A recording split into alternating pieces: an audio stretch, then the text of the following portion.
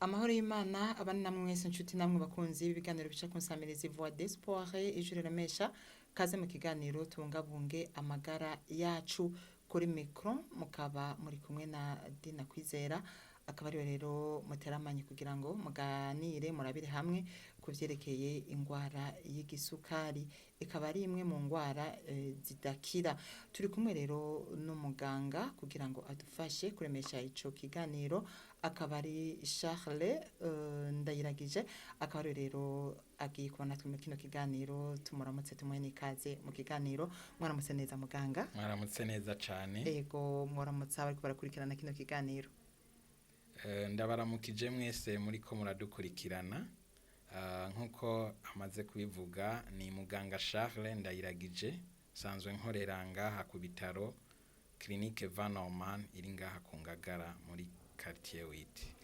ego nkuko mwamaze rero kubibona canke kuvyumva ni muganga Charles Ndayiragije akorera ku bitaro Clinique Van Norman biri mu Ngagara quartier y'umunani muganga rero twinjiye nyeze mu kiganiro cacu ingwara y'igisukari muyisigura gute murakoze cane ingwara y'igisukari ni indwara ifatiye ku buryo umubiri ukoresha isukari isukari yo mu maraso dusanzwe twita glucose mu rurimi rw'igifaransa iyo ngwara umuntu ayigwaye agira isukari nyinshi mu maraso bitewe nuko umubiri ukora imisemburo wa insuline nabi canke uturemangingo two mu mubiri twumva neza insuline muri ico gihe iyo glucose dusanzwe tuzi neza ko ari ingenzi mu buzima bw'umuntu kubera ko niyo soko y'inkomezi y'umubiri wacu no kuvuga niyo iha umubiri inguvu ikindi naco niyo ituma utwo turemangingo dushobora gukora neza cane ikindi ya glucose no kuvuga isukari niyo ifasha cane n'ubwonko kugira ngo bushobore gukora neza aho duca dutahura neza ko isukari mu mubiri ari nkenegwa cane ari ikintu c'ingenzi mu buzima bw'umuntu twovuga rero ko vy'ukuri hasanzwe hari ubwoko butatu nyamukuru busanzwe buzwi bwa diabete canke ingwara y'igisukari ubwo twoshobora kuvuga nyamukuru ni ubwoko bwa mbere ubwo bukunda gufata abantu bakiri bato ubwo bwoko ni igihe umubiri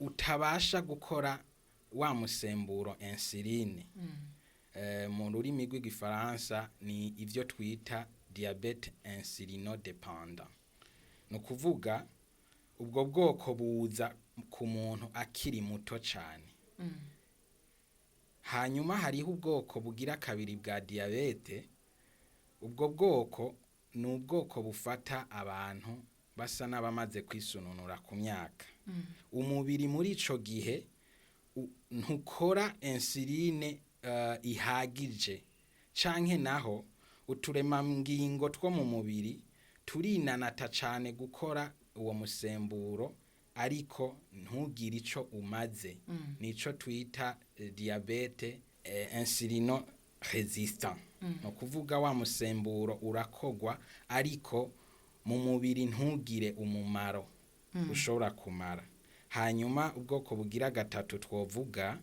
ni diabete canke ingwara y'igisukari ikunda gufata abadame bibungenze murakoze cane ego murakoze cyane none tuvuze ku bimenyetso bishobora kuranga umuntu afise ingwara y'igisukari kenshi tuvyerekwa n'iki vy'ukuri ibimenyetso murakoze cane bigenda biratandukana bivanye vy'ukuri n'ubwoko bwa diabete canke n'ubwoko bw'ingwara y'igisukari ariko cane kenshi umuntu usanga akunda kugira inyota nyinshi idahera aho ni muri rusangi canke umuntu ugasanga birashika agasoba kenshi cane umuntu arashobora gusonza cane canke arashobora kwiyongera ibiro canke naho agatakaza ibiro mu buryo budasiguritse. Umuntu arashobora kugumana intege nke nyinshi cane zidahera, akumva umengo yamananiwe buri mwanya. Ubundi bwo kandi abantu benshi barashobora kugira kubona ibintu vy'ivyijiji ntabone neza, canke akumva vy'ukuri umengo umubiri ntukomeye. Muri ico gihe iyo abonye mwene ivyo bimenyetso, umuntu yokwibaza ko yafashwe n'iyo ngwara. Ego.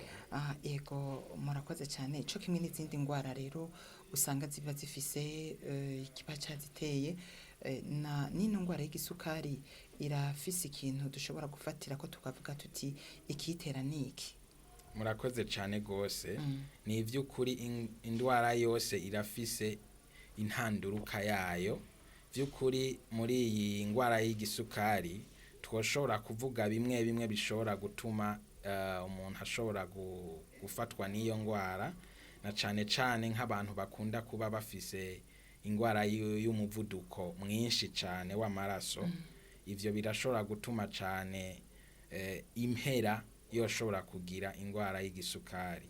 Umuvyibuho mwinshi cane udasiguritse, ivyo dukunda kuvuga mu rurimi rw'igifaransa obesite, ivyo navyo nyene birashobora kuba intanduruka yo gushobora kuzogira ingwara y'igisukari. Ego cane. Ego murakoze cyane. None birakunda, birashoboka ko ingwara y'igisukari umuntu ashobora kubana nayo yo bigenza gute? Vy'ukuri murakoze cane gose. Nkuko mwamaze kubivuga mu ntango, ni indwara idakira, ariko vy'ukuri umuntu arashobora kubana nayo, na cane cane mu gihe amaze kumenya vy'ukuri ko asanzwe ayigendana, hanyuma agakurikiza impanuro za muganga, kandi asanzwe yaramaze kuba ayigendana agashobora gufata imiti nk'uko bagenda babimubwira, akabikurikirana neza, arashobora kuyigendana kandi ntihabe ingorane. Murakoze cyane. Murakoze cyane. None hariho ibifungurwa biba bigenewe umuntu afise ino ngwara y'igisukari? Murakoze cyane gose.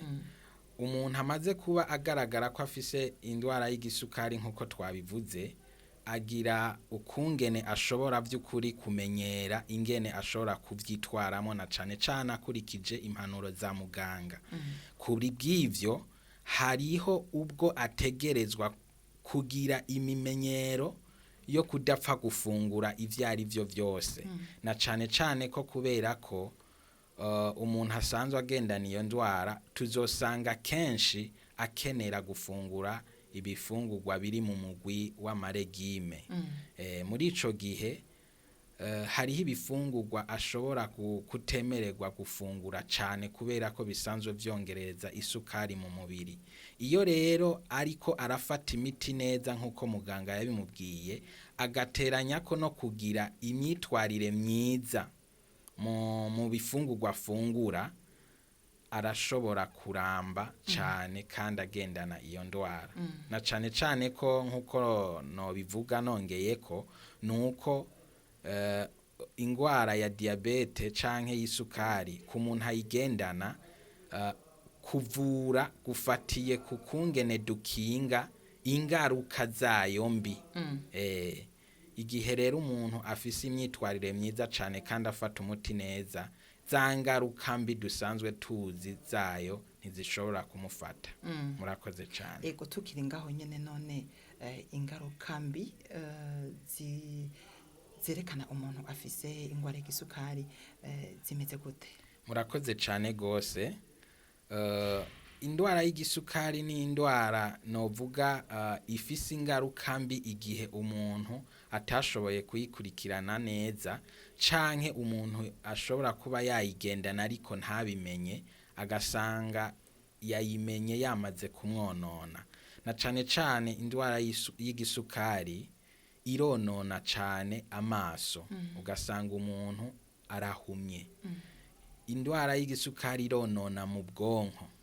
Indwara y'igisukari iratera ibisebe ku maguru, ugasanga umuntu yaratobotse amaguru, bibaye ngombwa bikaba bikenerwa ko amaguru bashobora kuyaca kugira ngo ashobore kuronka amahoro.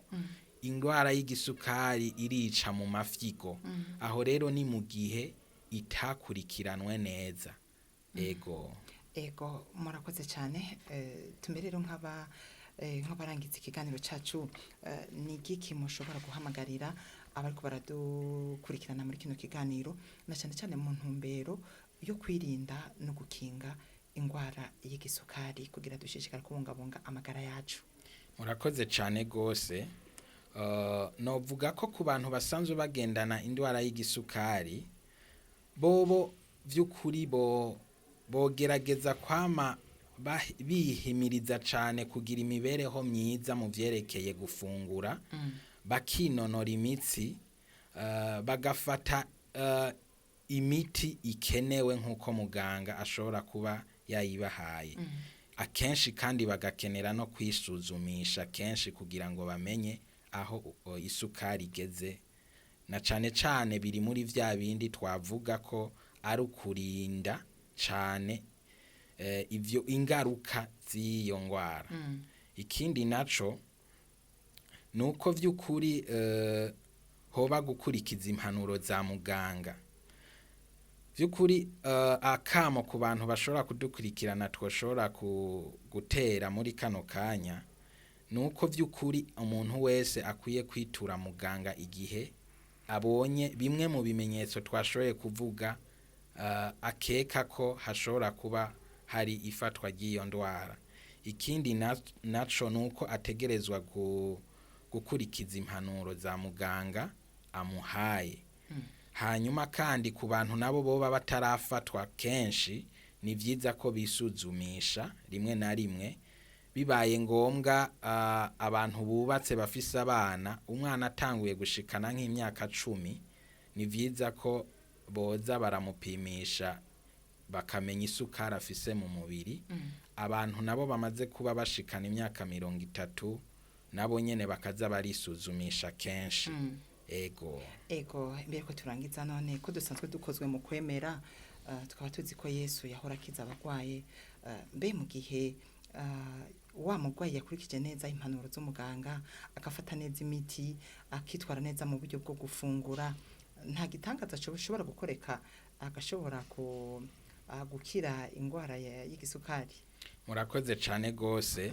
Ndemeza cyane ko vy'ukuri imyitwarire myiza kandi ifatanye no kwemera ishobora gutuma umugwayi ashobora kumererwa neza. Ubwa mbere mu gakiza umuntu yakiriye agira kurema, agira kurema ntahababuke, kubera ko agumye ataremye navyo nyene biragaruka bikamutera ingorane. Ikindi naco, kubera ko musanzwe muzi ko vy'ukuri Imana nayo nyene ni nyarutonde. Umuntu vy'ukuri ashize ku rutonde ivyo umuganga yamubwiye, urumva bariko arakora ibintu vyiza cane kandi n'Imana ikunda. Kubw'ivyo rero ashoboye kuba yizera Imana, hanyuma agakurikiza n'impanuro, ababaye ku rutonde kandi Imana iramwemera cyane. Murakoze cyane muganga. Reka dufate rero kano kanya ko kubashimira cyane ku mwanya mwatanze kugira ngo iki kiganiro cyacu cyo kumenya ivyerekeye indwara y'igisukari gishobore kugenda neza. Tubashimiye cyane muganga. Murakoze cyane gose, ndabashimiye cyane gose. Ego murakoze cyane. Reka kandi twongere dushimire abariko barakurikirana kino kiganiro, bamenye kandi bashire nkama mu mutwe ko gushira ku rutonde, gukurikirana neza impanuro umuganga aba yatanze bishobora gutuma wewe ufise indwara y'igisukari ushobora kubaho neza, ukayigendana, ukiberaho karamba, ariko kandi ukitwararika ivyo umuganga yavuze, hamwe n'Imana kandi igashobora kukugirira neza ikagukiza kuko ngikorera ku rutonde. Ni hano rero ikiganiro cyacu kigarukiye kuba gikurikiranye mwese, turabikebanuye, mugira ibihe vyiza. Bye.